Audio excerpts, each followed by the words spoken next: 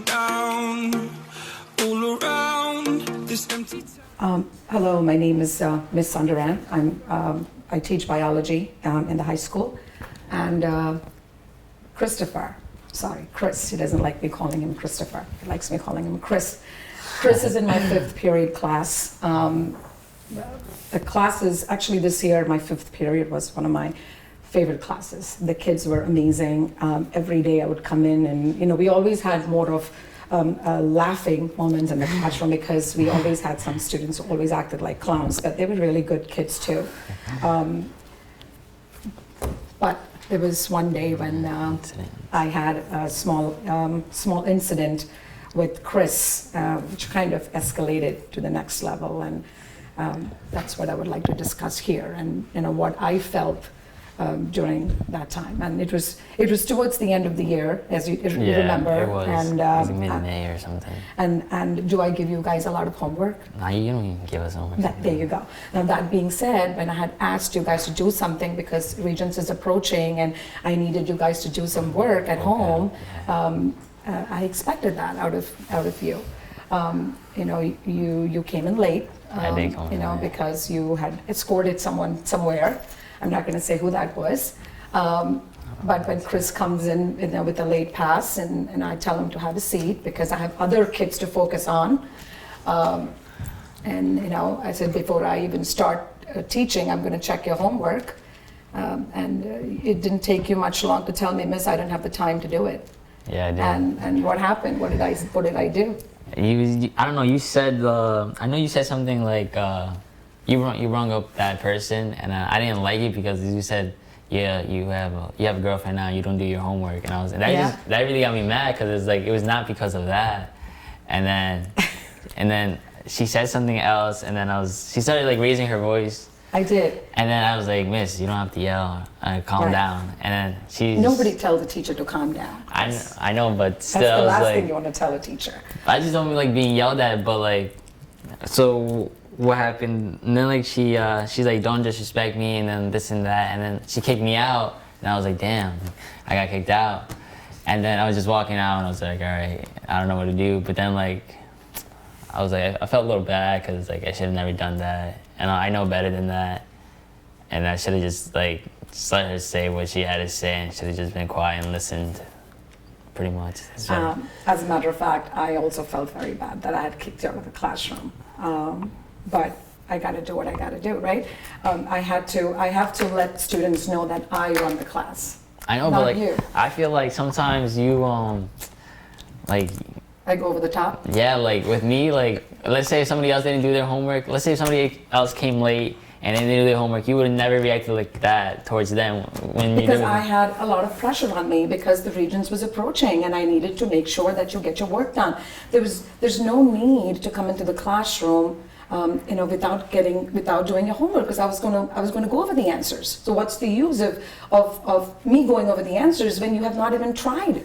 That was that classwork. I know that classwork's hard. You work hard, but that was a little annoying because you've been coming in late to my classroom, and it was building up. And you have time for other people in your lives, but you have no time for my homework, and that upset me at that moment. And the fact that you snapped at me in the classroom, and all you had to say is, "I'm sorry, Miss Sundaram. I will make sure I'll get your work. I'll do my homework for next time." And that's all I need from all my students. One apology. That's it.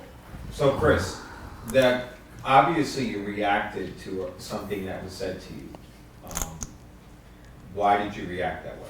It's because I didn't like the way she told me, like the way she like started to raise her voice at me, and I just didn't like it. And then that just made me more mad. And then like before that, like she said it was because of my girlfriend, and I just didn't like that. So it was like, it's not because of that, it's none of that, and it just really got me mad. So you think that, not so much the raising of the voice, because I think you probably had people raise their voice to you, that you didn't react that way. It was the first comment. Would you say the first comment? Yeah. The personal comment. Yeah, and do you think it was because of where it was done? What do you mean? Like in the classroom in front of everybody? Yeah, I feel like if she told me outside to go outside and we were gonna talk about it, I would have been like, okay, because I would have been more understanding about it. and I would have been like, I would have felt bad, and I would have been like, okay, yeah, I'm sorry. I would have made up the homework that night and gave it to her the next day. That's what I always do. And then. Do you think sometimes that when a comment like that about an assumption of why you're late, and you felt it was an attack personally against you, and do you feel that other kids might pick up on that and make little remarks? Yeah, because like, it was, I mean, I remember that, I think I did like drop somebody off for that day in class. I think it was that, but then, no, actually, no, I don't. No, it wasn't because of that, I remembered. It's because I just wanted to be late to class. I was just like, because I didn't want to be there like on time. So I went to study hall. No, I didn't go to study. I went to go Ross to go to like a late pass. And then I came to class and I was like, because I know I didn't do the homework. I know she was going to react in a way. And so then, yeah, and then I just told her straight up, Miss, I didn't do my homework. I thought by the time like I came back, like she would have been done doing like checking everybody's homework, so she wouldn't check mine. But that's honest. But I think the bigger part of the issue is that you were practicing avoidance because you guys obviously have a good relationship. Yeah. You've established a good relationship. So therefore you didn't want to disappoint her. You knew that because it was towards the end of the year, she's preparing you for a state exam, that not only would she be upset with you, which you don't like, but that it'd be a dual thing, upset and disappointed. And you didn't want to feel that way about her feeling. Yeah, I don't want her to feel like I didn't do it because of like whatever she thought, but like, cause I always do my homework. I'm always like engaged to, sometimes engaged because sometimes I'd be sleeping, but I'm always engaged to whatever she's teaching, and I pay attention because I like the way she teaches. She's funny, she's like outgoing, and like she's just really good at teaching. I'm not gonna lie. Okay, thank you. Now you just explained how you felt about that situation.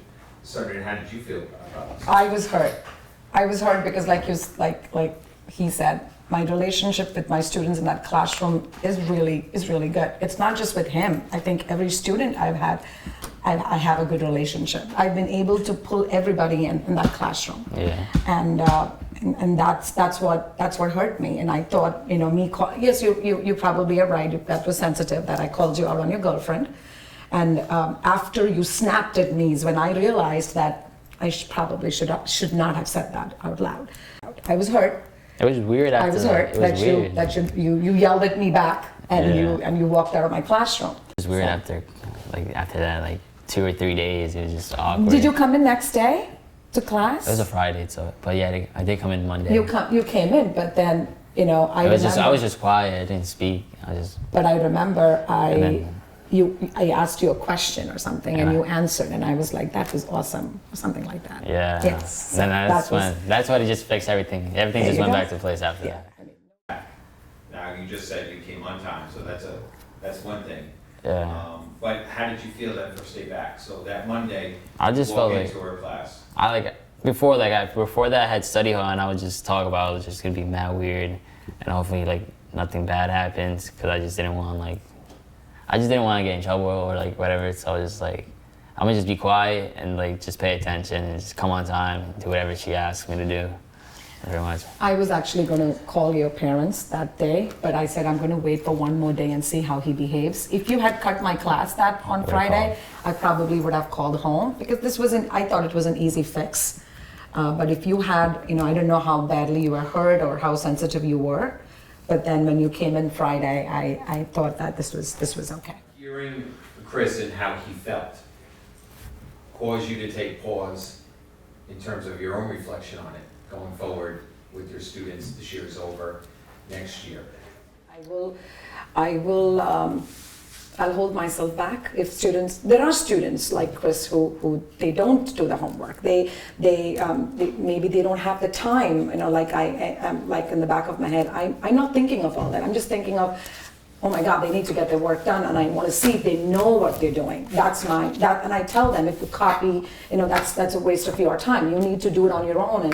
But I am going to take a step back, and I'm going to think about it a little bit and have the student, I'll talk to these kids one-on-one, or give them another opportunity of working it out differently. Maybe come back after school and sit with me and do your homework or something like that, where but I know that, the kids are not going to slack because I'm taking this, okay, you didn't do your homework, it's okay. It's not okay if the kids don't do their homework, but I just have to take a step back and handle it a little differently.